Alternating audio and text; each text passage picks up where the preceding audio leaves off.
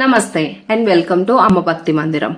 కూష్మాండ అమ్మవారు నవరాత్రులలో 4వ రోజు దుర్గామాత అమ్మవారు కూష్మాండ రూపంలో భక్తులకు దర్శనం ఇస్తారు.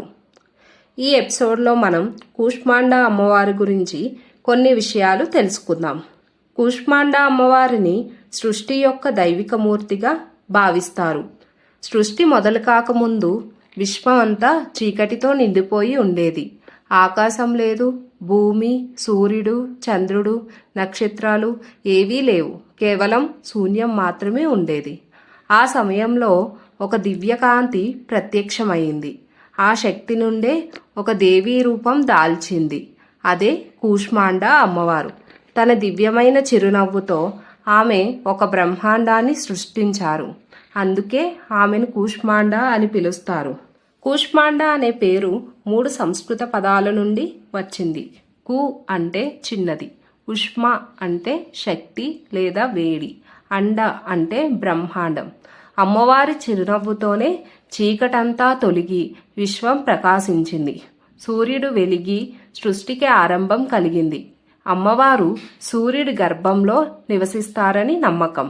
అక్కడి నుంచి సమస్త జీవులకు కాంతి, శక్తి ప్రసరిస్తారు. తన శక్తి నుంచే ఆమె బ్రహ్మ, విష్ణు, మహేశ్వరులను సృష్టించింది.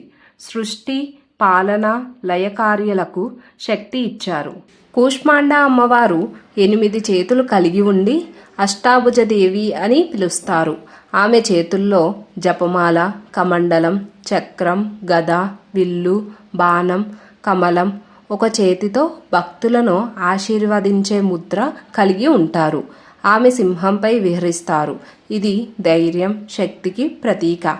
ఆమె ఆరాధనతో కష్టాలు తొలగి ఆరోగ్యం, దీర్ఘాయువు, శక్తి, సానుకూలత లభిస్తాయి. కాబట్టి నవరాత్రి 4వ రోజు మనం విశ్వాన్ని తన చిరునవ్వుతో సృష్టించిన తల్లి కూష్మాండ అమ్మవారిని ఆరాధిస్తాం. Shloka for chanting. సురా సంపూర్ణ కలశం రుధిరాప్లుతమేవ చ దదానా హస్త పద్మాభ్యాం కూష్మాండ శుభదాస్తుతే.